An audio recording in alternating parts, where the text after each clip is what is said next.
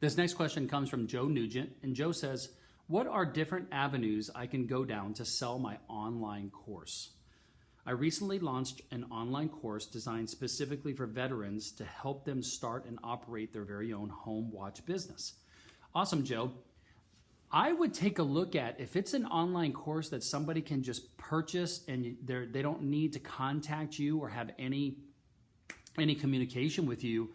You might want to take a look and see if you can have your online course hosted at some of the popular online course platforms like Teachable and some of the others, Coursera. That way, they're out there marketing it. You're going to give up a percentage of the commission, but you're just going to have mailbox money. That's what I would recommend. As somebody who has a lot of experience with these online courses, and I've coached a lot of people and seen a lot of people do it, and I've been an affiliate marketer for online courses, that's where building a brand comes into play. But let me tell you this. Of all the people that I know that have made 7 figures or more with an online course, they all do advertising. Most of them are having the greatest amount of success doing advertising with Facebook. They're spending thousands and thousands and thousands, tens of thousands of dollars on advertising, because if I can spend $100,000 on advertising and sell $500,000 worth of courses, that's a pretty darn good return on investment.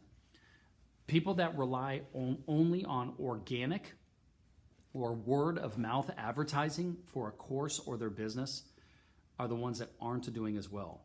Accelerators organization is a perfect example of this. I've only built to this date Accelerators organization from my individual live streams on a large Instagram account that wasn't by and large an audience for Accelerators organization. There's kind of a few people, which is why there's 250 members in AO. And I've done word of mouth type of asks in the mentorship group to try to get people to refer people. And a few have, you being one of them, which is why you're the MVP of the organization this year. But we are about to kick off our own advertising campaign.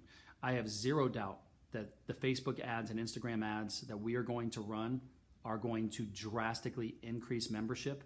And it's my responsibility as the owner to make sure I analyze the data to make sure that I'm not spending too much to acquire a new client. And so that's one thing that I would take a look at if I were you is, there are hundreds of thousands of online courses out there. There are tens of thousands of business opportunities available to people out there. For you to compete, you've got to not only get in front of them, but you've got to have a great value proposition. And I would think it would depend on how much money you're getting somebody to spend. The higher the amount of money that you're getting somebody to spend, the more you might have the need to have a salesperson, whether it's yourself or somebody else, actually take that person through the sales process.